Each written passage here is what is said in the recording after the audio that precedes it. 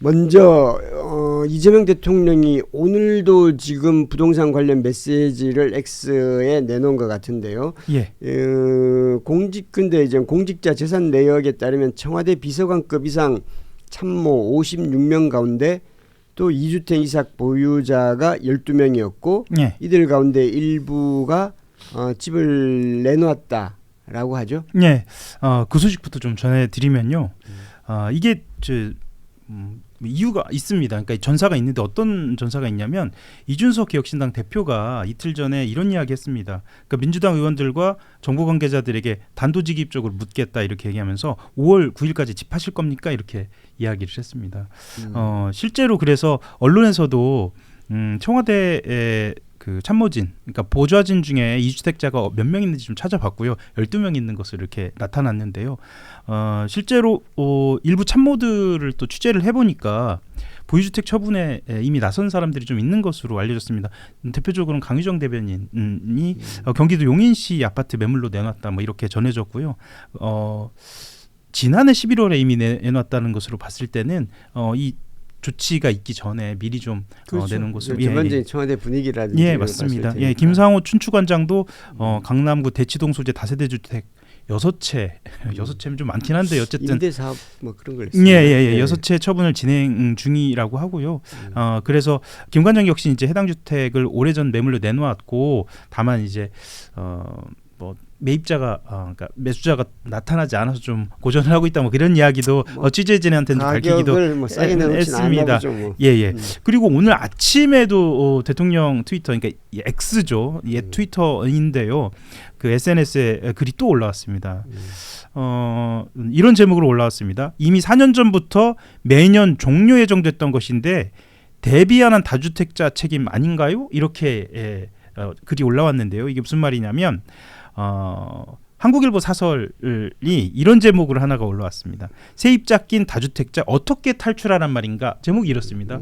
이 글을 직접 링크를 해가지고 부동산 투자 투기하며 또 연장하겠지라는 부당한 기대를 가진 다주택자보다 집값 폭등에 고통받는 국민이 더 배려받아야 한다라고 아주 매우 직접적인 메시지를 내놨고요.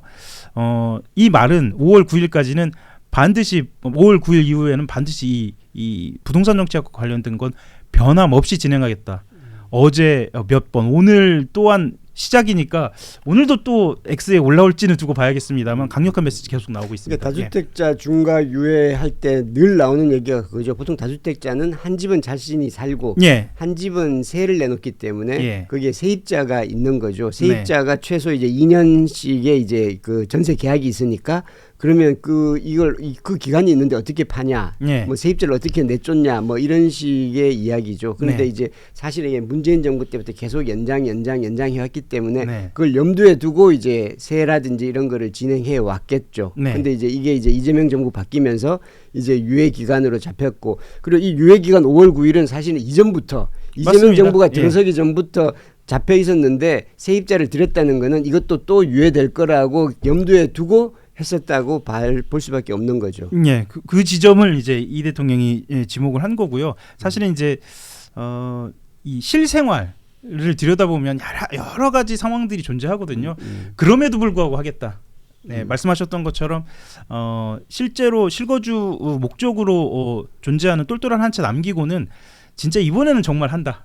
이렇게 좀 보여집니다. 근데 이런 경우는 있는 것 같아요. 정치인들은 왜 다주택이 상대적으로 좀 많잖아요. 특히 국회의원들 같은 경우 지방에 있는 자신의 지역구에도 집이 있고 서울에서 의정활동을 하게 되니까 여기 서울에도 뭐 집이나 최소한 오피스텔이나 이렇게 두고 있는 경우가 많아서 다주택들이 많은데 뭐 또 그게 아니더라도 일반인들 중에도 다주택이 필요하신 분들이 있을 수 있는 거 아닙니까? 뭐 지방과 이렇게 양쪽을 다 번갈아 생활하시는 분들, 그런 사람들은 뭐 다주택을 그냥 있는 것까지 뭐 무슨 법적으로 무조건 다 해소하라는 건 아니라 그냥 하면 거기에 따른 세금이라든지 그걸 치르면 되는 거 아닌가요? 그렇죠. 지금 오해를 하시는 시청자들이 계신데 법적으로 이건 뭘 징벌하겠다는 게 아니고 세금 많이 내라는 이야기입니다.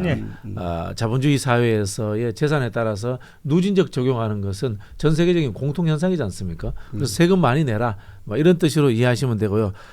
제가 부동산 전문가가 아니니까 정책의 정합성은 논할 자신이 없습니다만은 부동산 정책을 대하는 이재명 대통령의 전략에 대해서는 나름 좀 긍정적으로 분석할 수 있을 것 같아요.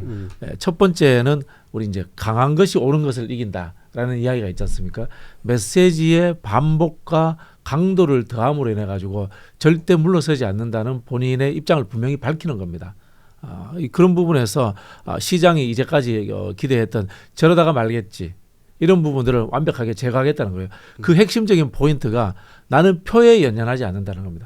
즉 지방선거라는 이 레버리지를 오히려 역이용하는 그런 전략을 써서 선거에 불리하더라도 하겠다라는 강력한 메시지를 내므로 인해 가지고 여권 내에서도 반대하지 못하도록 막아버리는 거죠. 반드시 불리할까요? 그거는 뭐 지역마다 좀 다르겠지만 저는 유리하지는 않다라고 생각합니다. 유리하지는 않다라고 생각합니다. 그런 효과가 있고 두 번째는 이거는 정말 이분 선수구나 느끼는 건데요. 프레임의 문제인데요. 우리가 이제 프레임을 짤 때 무조건 우리 편이 51%가 이상 되도록 프레임을 짜야 된다라고 이야기를 합니다. 그런데 과거의 프레임은 뭔가 하면 집을 가진 사람과 가지지 못한 사람 프레임입니다. 애매한 거예요. 집을 가지지 못하고 있다가 사는 순간 사람 입장이 바뀌는 거예요. 그러니까. 그렇죠. 근데 이번에는 다주택자와 가지지 못한 사람, 집을 한 채 가진 사람으로 프레임을 나눠버려요. 다주택자는 어쨌든 간에 훨씬 더 소수가 됩니다. 우리 편 프레임 안에 같이 있는 사람이 훨씬 더 많아진 거예요. 이길 확률, 여론의 지지가 높아질 가능성이 높아지죠. 그러다 보니까 이번 정책은 저는 정책적으로는 성공할 것이다. 계속 밀어붙이는 힘을 얻을 것이다. 라고 제가 말씀을 드리고 싶고요.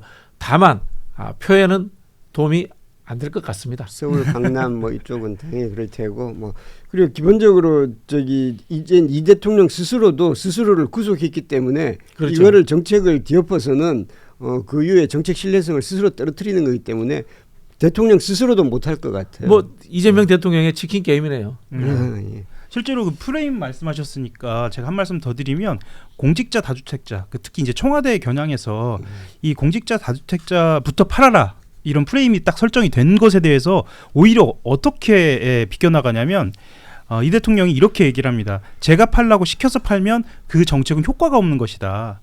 제발 팔지 말아달라고 해도 팔게끔 상황을 만들어야 한다라고 이야기를 하면서 물론 이제 두고 봐야겠습니다. 뭐 청와대에서 여전히 다주택자가 청와대에서 자리를 유지하는지는 봐야겠습니다만 오히려 강제하지 않아도 이 정책을 끝까지 밀어붙이겠다라고 이 프레임을 전환이 아니라 어떻게 봐야 할까요? 비껴난다 할까요?